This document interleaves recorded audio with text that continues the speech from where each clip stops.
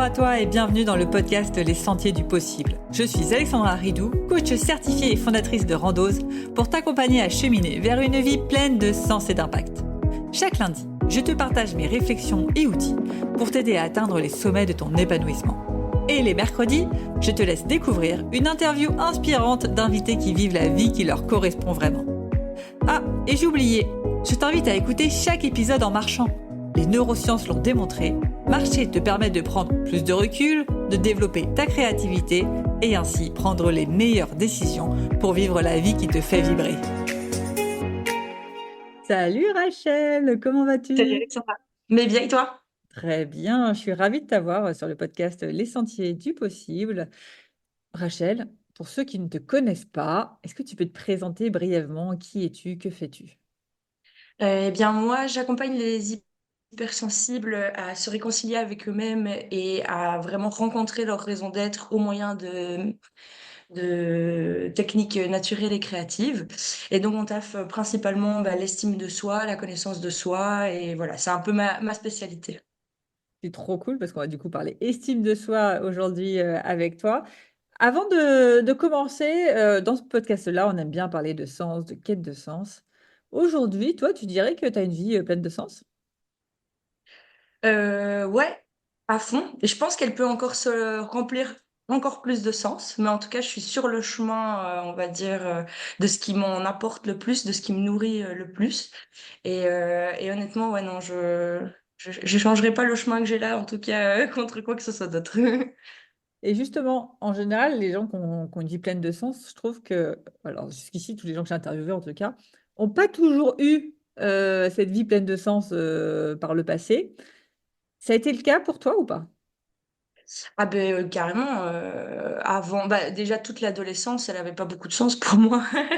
C'est plus, tu te fais bombarder, de sentiments, d'émotions, enfin, j'ai envie de dire de trauma. Enfin, en fait, tu tu pas de sens, tu fais pas un truc que t'aimes parce que t'es à l'école, tout ce qu'on te propose, c'est imposé. Tu dois jamais mettre ta patte à toi, quoi, tu vois? On te sollicite jamais, toi, en tant que personne, donc non, il m'a fallu du temps en fait pour arriver à mettre du sens dans cette vie un peu spéciale.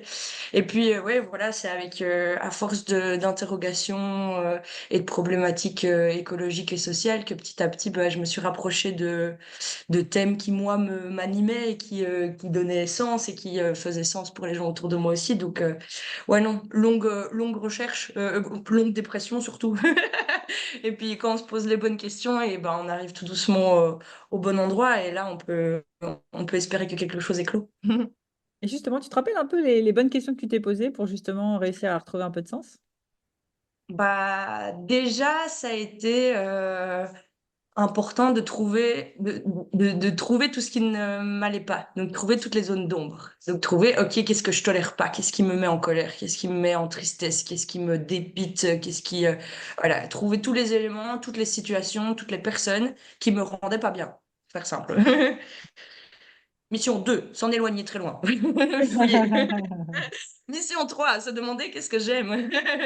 Et là, on réexplore, quoi. On se met un peu comme un enfant, on réexpérimente, on essaye des nouvelles choses, on réessaye des anciennes choses qu'on se disait qu'on n'aimait pas. Enfin, voilà. À la manière d'un enfant, on s'ennuie et on essaye de retrouver des points d'accroche.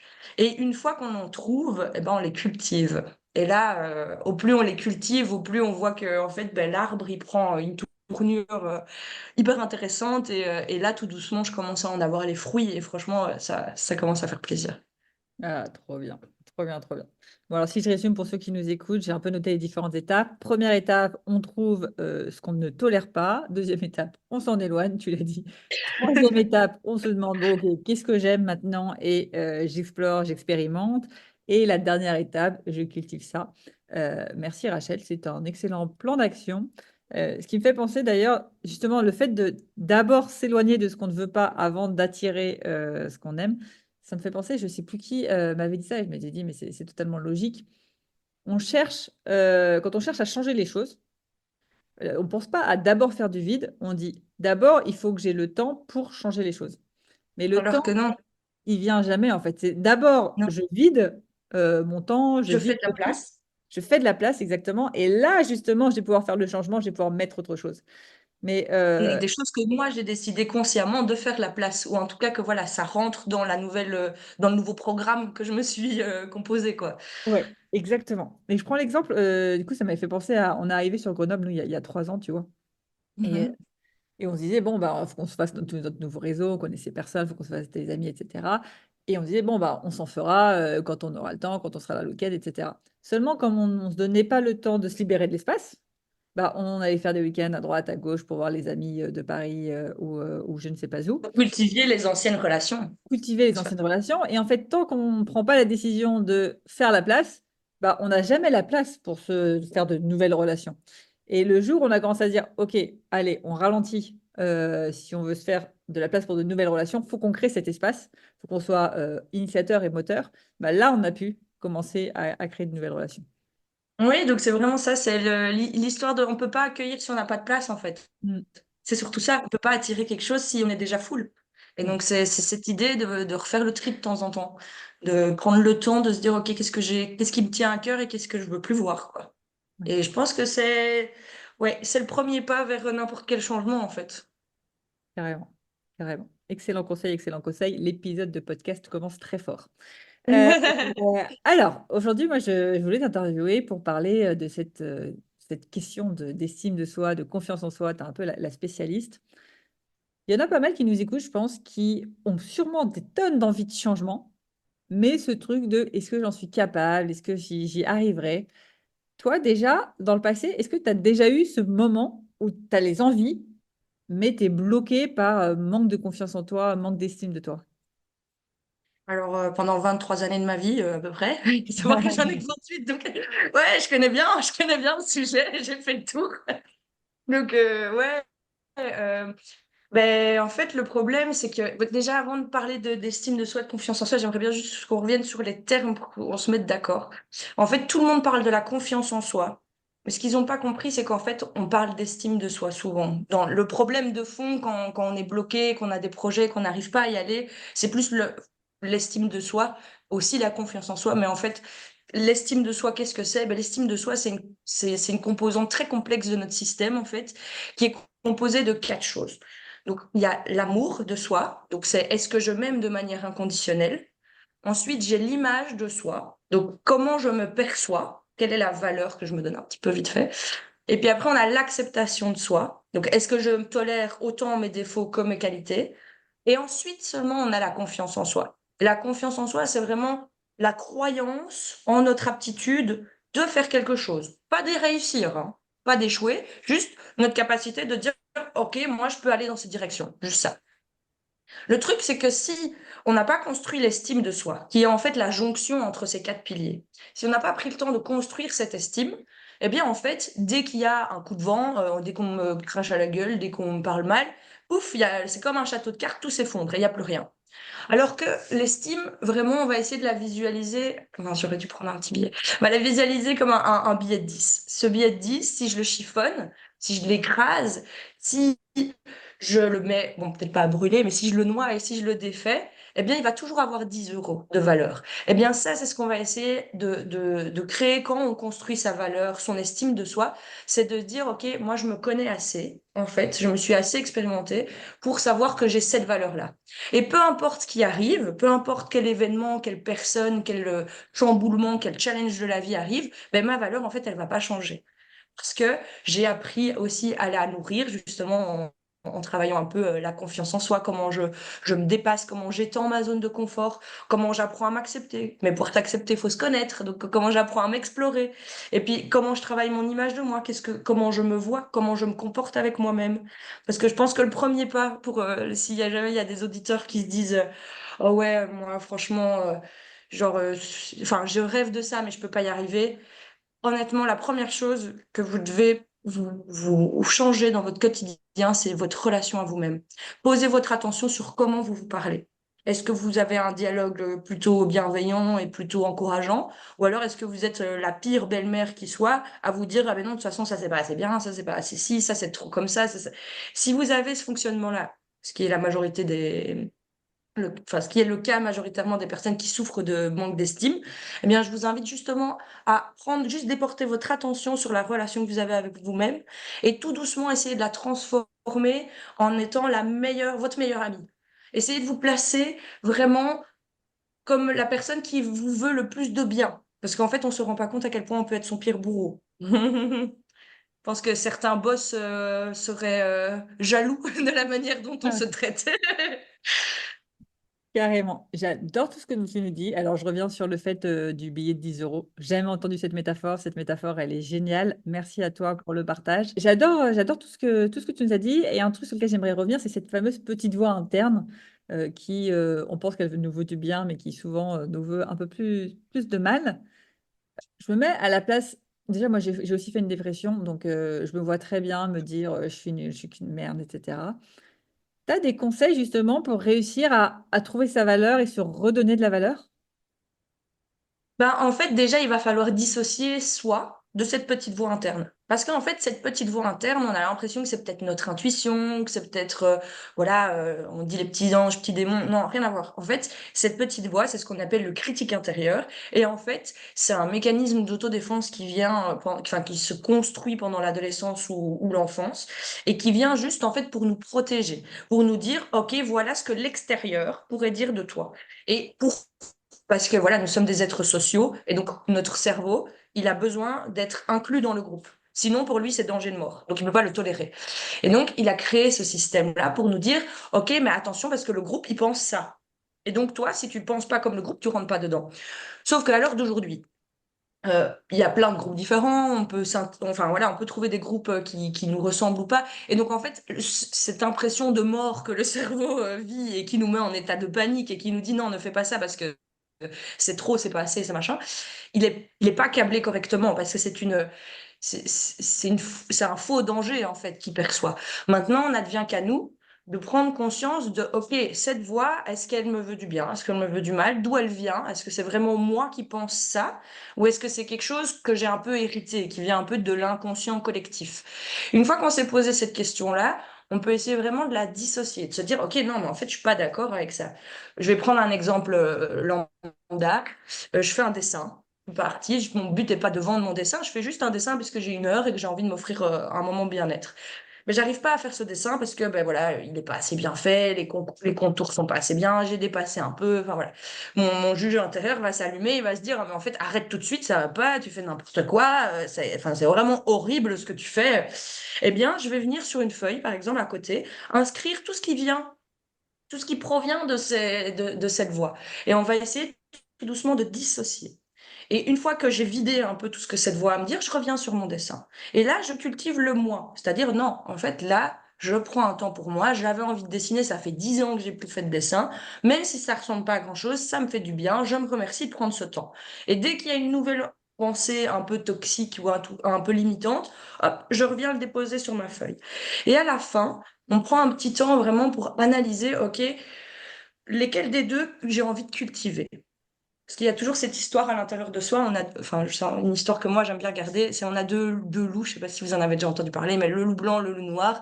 Et il n'advient qu'à vous de nourrir celui que vous voulez. Parce que l'attention, c'est ça. Le pouvoir, il est là. C'est votre attention. Si vous décidez de mettre votre attention sur le loup noir, sur les jugements, sur les critiques, sur vos peurs, elles vont se cultiver. Elles vont prendre de la place et elles vont gagner en terrain sur vous. Maintenant, si votre objectif, c'est d'avancer, c'est de réaliser vos rêves, c'est de vous dépasser, eh bien, bougez le curseur. Mettez votre attention sur ce que vous faites de bien, sur ce que vous aimez, sur ce qui vous donne de l'énergie, sur les personnes qui vous font du bien. Même elles ne vous parlent pas, elles vous font pas un câlin, elles sont juste là et ça vous fait du bien. Rapprochez-vous de ça. Reconnectez-vous à votre intuition. Pas la petite voix qui vous dit gna, gna, gna, t'es pas assez bien, t'es pas assez, t'es trop. Celle qui vous dit non, va par là. Écoute cette personne. Envoie ce message. Cette petite voix-là qui vous dit pas, qui vous juge pas, qui vous dégrade pas, celle qui vous met en avant, celle qui vous invite à faire un petit pas en avant. Et petit à petit, avec cette technique des petits pas que tu m'as si bien remis en tête, Alexandra, eh bien, on peut vraiment changer les choses. Mais voilà, avec tolérance et bienveillance envers soi, ce pourquoi je reviens à mon histoire du début, être sa meilleure pote ou son meilleur pote. Sinon, ça marche pas. Ça Ouais. marche pas. Parce que si vous avez envie de vous aimer, mais qu'après, vous avez un dialogue intérieur où vous vous dites, bah, de toute façon, t'es trop moche, ce que tu fais, c'est pas assez bien, bah, tout ce que vous allez construire autour ça n'aura pas le même poids, ça n'aura pas la même essence. Donc, ça n'aura pas le même impact, fatalement. Mm. Ouais, c'est ultra intéressant ce que tu dis parce que finalement, c'est mettre de la conscience sur ses pensées et prendre conscience qu'en fait, nos pensées, comme tu dis, c'est une sorte de loup noir, loup blanc, mais qu'au-dessus de ce loup, il y a le moi qui n'est pas ces L'attention. pensées, qui est, Ouais. on va dire, le roi des pensées, un niveau encore au-dessus et qui Là, peut on peut le dire. décider de quelles pensées j'écoute. Et c'est marrant parce que ça fait un peu schizophrène. Et je me rappelle le jour où justement, quand j'étais en dépression, je prends conscience que je peux switcher mes pensées. Et la première réaction que je me suis dit à ce moment-là, c'est putain de merde, Alexandra, t'es en train de devenir schizophrène. Putain de merde, Alexandra, t'es capable d'être ultra triste et ultra dans le t'es trop nul et de switcher comme ça, bam! Ah non, finalement, t'es la meilleure. Et donc, à ceux qui nous écoutent, vous avez ce sentiment de mince, je suis en train de devenir schizophrène ou bipolaire ou j'en sais rien, à pouvoir switcher comme ça. Non, vous êtes juste humain, c'est que il y a une voix supérieure au-dessus du petit loup noir et du loup blanc qui peut prendre le dessus, quoi. Oui, et puis c'est notre capacité à se dissocier. Et cette dissociation psychologique, elle peut avoir du bon et elle peut avoir du mauvais. Quand on se dissocie de trop, il y a des gens qui font ça, par exemple. Ils sont dans un travail qu'ils aiment pas, ils y sont depuis 40 ans, mais pour survivre, ils se dissocient. Ça veut dire qu'ils sont eux-mêmes que chez eux. Et ils sont pas eux-mêmes au travail, ils sont la fonction qu'on attend d'eux. Et donc, ils se dissocient complètement de qui ils sont, de leurs valeurs, de leurs besoins, voilà. Et ils peuvent vivre comme ça, hein. Très triste, mais on peut passer une vie comme ça. Après, si on a décidé de se réassocier, eh bien, enfin, de vivre en un, en fait. Et c'est quand on a arrivé justement à équilibrer un peu son système, parce que de temps en temps, la dissociation peut être bonne. Par exemple, je suis en dépression, mais j'en ai marre, je veux quitter ce truc. Eh bien, petit à petit, j'apprends à penser autrement, j'apprends à manipuler mes pensées, pour tout doucement manipuler mes émotions, pour tout doucement changer ma réalité, en fait. Et on se rend compte que tout ça, ça démarre toujours du même point, c'est l'attention. C'est l'attention. C'est où est-ce que je porte mon attention? Est-ce que je porte mon attention sur le fait que je sois triste ou est-ce que je porte mon attention sur le fait que je veux du changement? Et ça va tout changer parce que le fait de se focaliser sur une émotion, ça la cultive. Je ne sais pas si les auditeurs ici le savent, mais une émotion, ça dure moins de 5 minutes physiologiquement dans le corps. Si vous ressentez de la colère au-delà de ces 5 minutes, c'est que complètement vous l'avez cultivé. Vous vous êtes dit, enfin, je sais pas, on va dire, votre compagnon n'a pas fait à manger alors que c'était son tour de le faire, mais ça fait 10 minutes que vous êtes en train de vous dire, ouais, putain, la dernière fois, il n'a pas fait la lessive non plus, et machin, et gna gna. Et du coup, la colère, elle monte en dents de scie, mais bon, c'est pas spécialement ce qu'on recherche. Mais je pense que je m'éloigne un peu du sujet qui était la Non, mais dissociation de base. c'est super intéressant parce que je ne savais pas du tout qu'une émotion durait 5 minutes dans le corps. Tu vois, et ça me fait vachement réfléchir de... C'est un petit peu moins même, je crois que c'est vraiment un peu moins que 5 minutes. Et donc, ça nous permet aussi de nous reposer la question de, OK, l'émotion, nous, on ne la contrôle pas. C'est une réaction physiologique du corps. Par contre, ce qu'on contrôle, c'est la pensée. Parce qu'en fait, c'est la pensée qui crée l'émotion, enfin, qui induit l'émotion. Par exemple, je te frappe.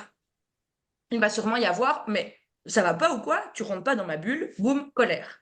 Par contre, si tu t'étais dit, à la place de te dire, ouais, tu rentres pas dans ma bulle, tu t'étais dit, waouh, je suis trop nulle, j'ai pas su me défendre, tristesse. Et donc, en fait, comment on peut changer sa vie? C'est notamment les pensées. Qu'est-ce qu'on pense? Qu'est-ce qu'on envoie dans le monde? Comment on se perçoit? Et cette limite-là, elle est fine, mais je pense qu'elle s'aiguise tout au long d'une vie. Et franchement, enfin, par exemple, pour prendre que mon cas à moi, je reviens de loin en termes d'estime de soi, mais j'ai encore loin à faire, quoi. Je suis encore qu'au milieu et je sais que ça reste le travail d'une vie, hein. Enfin, je pense que tout développement personnel, ça reste le travail d'une vie, mais Et en t'écoutant, je me faisais la réflexion. Est-ce que on peut dire, est-ce que tu penses que, du coup, là, je suis en train de me dire que oui, mais c'est juste une réflexion qui vient d'arriver, que le problème des perfectionnistes est forcément lié à un problème d'estime de soi et que si tu règles ton problème d'estime de soi, tu règles ton problème de perfectionnisme ou c'est indépendant? je pense que c'est un peu lié, mais je crois que c'est pas que ça. Je pense que le perfectionnisme, c'est quand même complexe.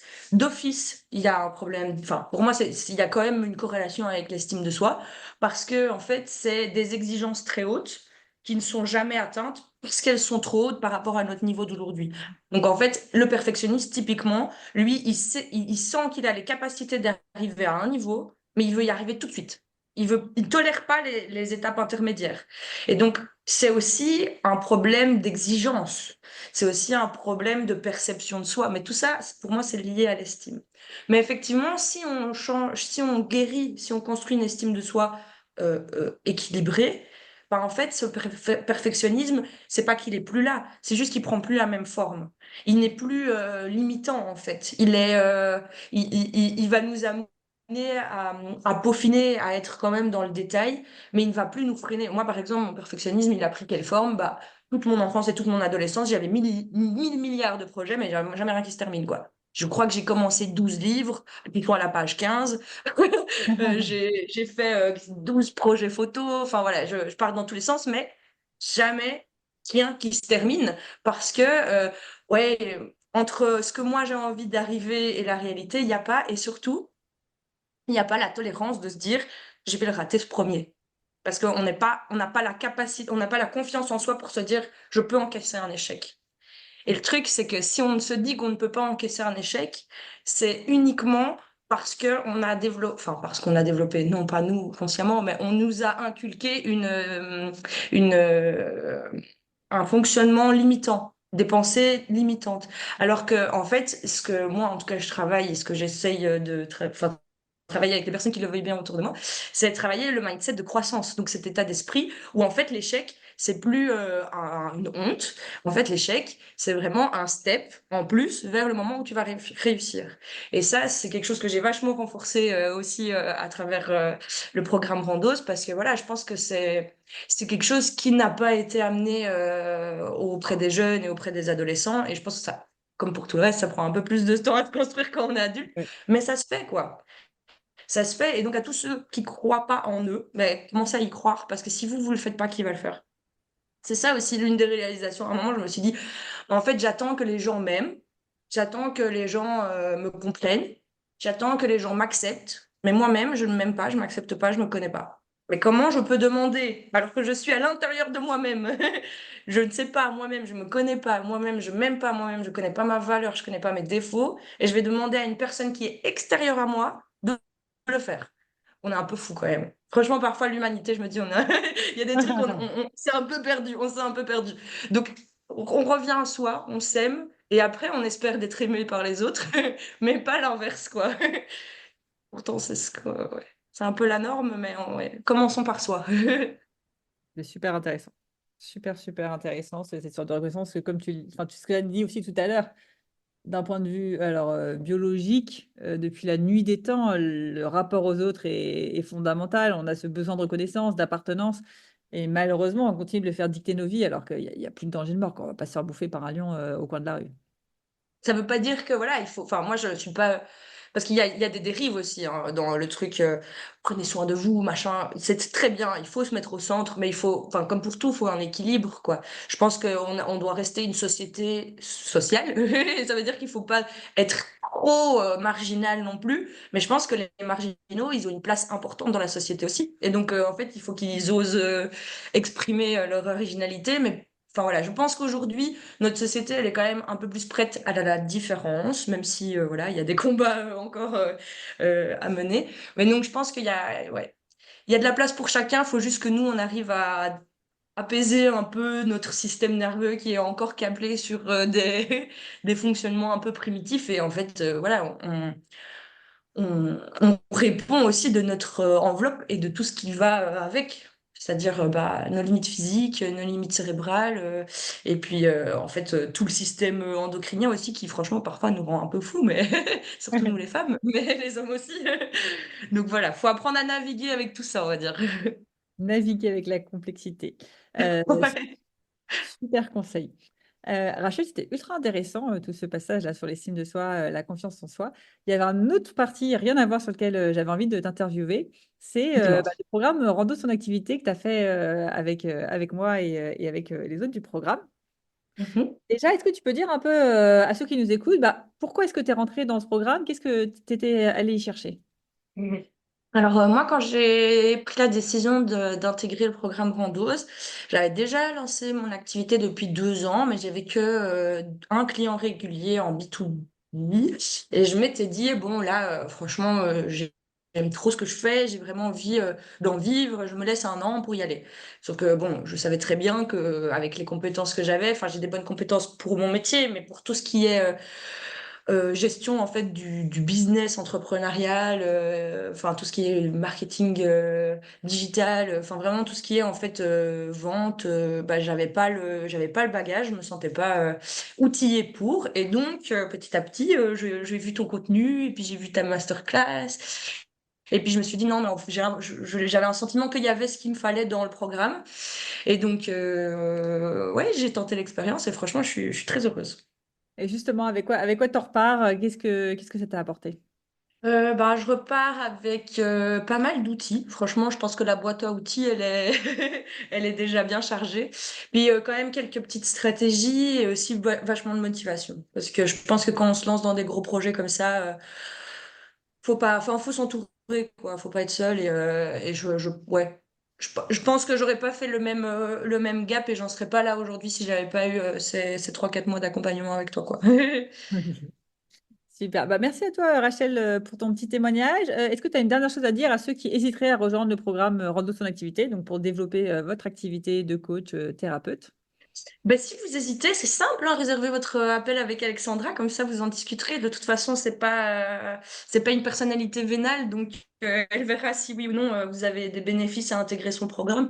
Donc n'ayez pas peur et osez. Super. Merci à toi, Rachel, pour ce petit témoignage.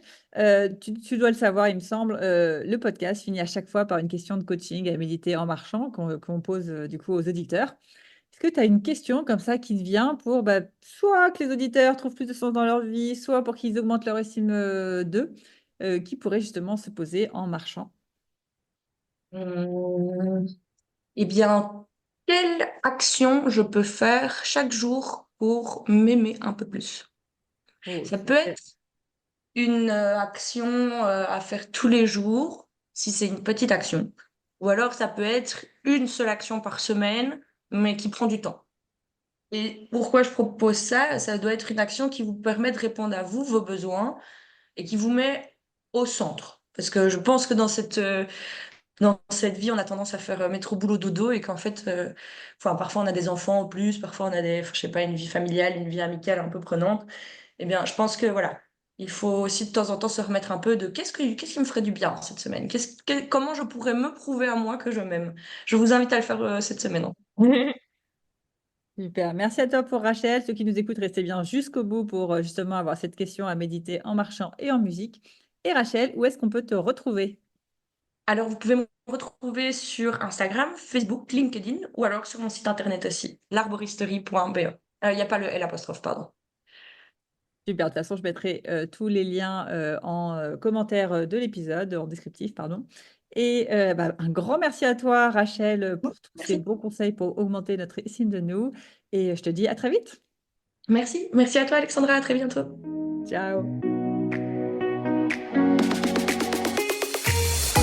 Avant de te plonger dans la question de coaching du jour, pense à rejoindre la plateforme d'exercice en ligne du podcast pour y retrouver les notes d'épisode, les questions de coaching et l'action à réaliser pour cheminer pas à pas vers une vie pleine de sens et d'impact. Le lien est en description de l'épisode. Et bien évidemment, si tu as aimé cet épisode et le concept du podcast, tu peux me le faire savoir en me laissant une belle note ou un joli commentaire sur la plateforme de ton choix. Tu peux aussi partager le podcast à une personne qui peut en avoir besoin. Et c'est parti pour tes 2 minutes de coaching et on se retrouve très vite dans le prochain épisode. Bye bye!